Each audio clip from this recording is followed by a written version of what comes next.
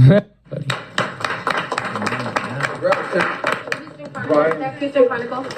were using a bit more of a shoulder roll. Is that something you got from Derrick? Derrick told me never to do that. It's like, don't do that shit. You ain't Mayweather. And I was like, he'll never admit that, but he did say that. Where did that come from then? I was just doing it. Like, I was just like, all right, like, let me see if this works. It kind of did. Like, he really couldn't hit me for 2 or 3 rounds. Then he started figuring it out, and I'm like, forget this. I'm going to go back to being me. What's good, YouTube? It's your boy, Blue Blood Sports TV, back at y'all with another one. So, there you have it. Everybody questioned, why was King Ryan Garcia, who is now 24 wins, 1 loss, no draws, 20 wins by way of knockout, 25 years of age, 5'10" with a 70-inch arm reach, in his comeback fight. As Ryan Garcia, this was his first fight back against Oscar Duarte since April 22nd, Las Vegas, Nevada, T-Mobile Arena, when he got stopped in the 7th round in the biggest fight of his career against Gervonta Tank Davis. He got dropped in the 2nd round and stopped in the 7th round. With that said, this fight, this ring return, was highly anticipated for a multiple of different reasons. One in particular is that he was going to face a guy who was a hard puncher, who was aggressive, and who was coming off of a 11-fight knockout win streak in Oscar Duarte, right? And everybody questioned, why would Ryan Garcia take such a difficult fight in his comeback fight? Why not take a light touch, a tune-up, before going into a fight against Oscar Duarte, right? And so Ryan Garcia wanted to answer those questions. And guess what Ryan Garcia did? He answered those questions, right? Used his jab. He got the victory. He got an 8th round knockout victory. But nonetheless, many people was questioning, how is Ryan Garcia going to look, okay, with new trainer in this type of fight? Oscar Duarte was coming in this fight. Again, like I said, a hard puncher, a hard hitter. 26 wins, 1 loss, 1 draw, 21 big wins by way of knockout. He's 27 years of age. He's big, 5'9" with a 71-inch arm reach. How is Ryan Garcia going to fare with such a guy who's coming off of an 11-fight knockout victory streak since suffering the only loss of his career that took place in February of 2019, 5 years ago? And not only that, Ryan Garcia was with well-renowned Hall of Fame trainer Joe Goosen when he fought Gervonta Tank Davis. Now he's with 2-time Trainer of the Year, future Hall of Famer, well-renowned trainer Derrick James. So how is he going to fare? Is he going to listen? Is he going to be committed? Because Ryan Garcia, he even admitted he wasn't committed, right? Ryan Garcia admitted he wasn't committed to the sport of boxing. He was more committed with social media and his brand and building his legacy outside the sport of boxing, his brand. And so he's been with Hall of Fame trainers. He was with Hall of Fame trainer in 2-time Trainer of the Year, future Hall of Famer Eddie Reynoso, before he got with Joe Goosen. So he's been with 3 Hall of Fame trainers, right? And so now he entered this fight with Derrick James, and everybody wanted to see what adjustments, what's going to be different. And suddenly, out the blue, Ryan Garcia decides that he wants to use the legendary shoulder roll made famous by, most recently, James Toney and Floyd Mayweather himself, okay? Those two made the shoulder roll famous for what it is today. Now, they didn't start it, but they made it famous for in recent times, okay? And so suddenly he started dipping to his right, using the shoulder roll, right? He's dipping to his right, he's using the shoulder roll, and he's dipping down, right? And he's getting caught with left hooks. He's getting caught with left hooks to the body, left hooks up top, and kidney punches from on the right side because he's leaving his side all the way open. And Derrick James gets upset, as Ryan Garcia states. Derrick James got upset and told him, stop using the shoulder roll. You are not Floyd Mayweather. Well, Ryan Garcia, against Derrick James' wishes, continued to use the shoulder roll until it stopped working, as he stated. He stated that it was working for a while, and then it wasn't working, and I went back to what I normally do. Historically, since Floyd Mayweather retired and James Toney retired, fighters today's time, because see, James Toney and Floyd Mayweather are two of the top 5 greatest defensive fighters in the history of the sport of boxing.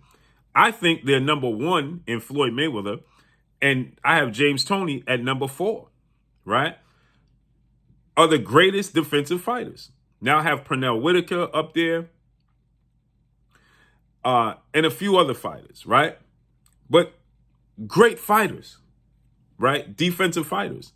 Again, in the modern time, Floyd Mayweather and James Toney in the modern era, today's time, made it famous. And a lot of fighters, when it comes to trying to be working on their defense, calling themselves working on their defense, or trying to, create this defensive aura, they decide to go to the shoulder roll. You saw Andre Berto attempt to do it. Went terribly wrong. Adrian Broner attempted to do it. Went terribly wrong. A lot of fighters today's time, because they're athletic, they're fast, they think that they can adapt the shoulder roll defense, not understanding that this is not something that Floyd Mayweather and James Toney, in modern times, I'm going to use them, this is not something that Floyd Mayweather and James Toney decided to pick up. This is who they are. Let me say it to you again. This is not something they decide to pick up along the way. You know something? I'm going to learn to defend myself with the shoulder roll defense. You have to know when to use it, how to use it, and you have to have the reflexes and the understanding of what your opponent is doing to be able to counter off of the shoulder roll. You have to be calm, cool, and collective. You have to know what your opponent is doing. It's not just standing in a shoulder roll and deflecting punches. It's how you react. It's your counterpunch ability. Floyd Mayweather has been taught the shoulder roll defense, or the Philly shell, depending upon who you ask.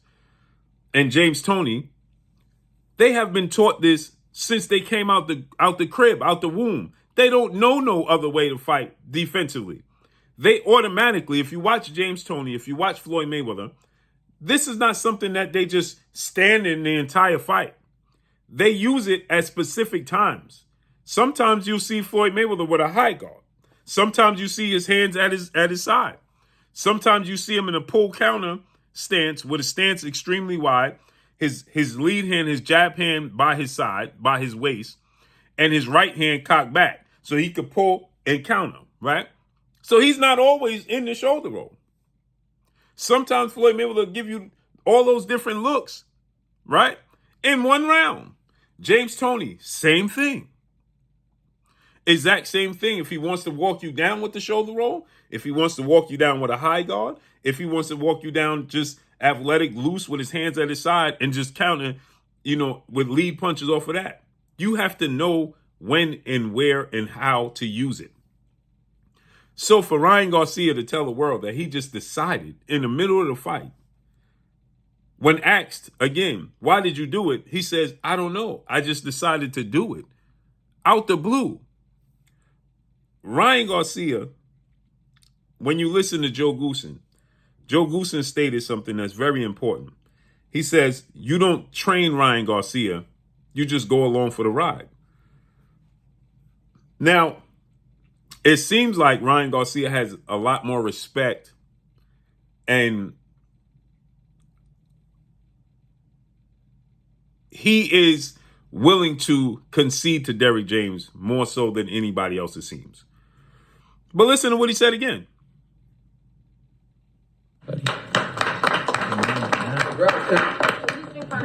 Houston Chronicles.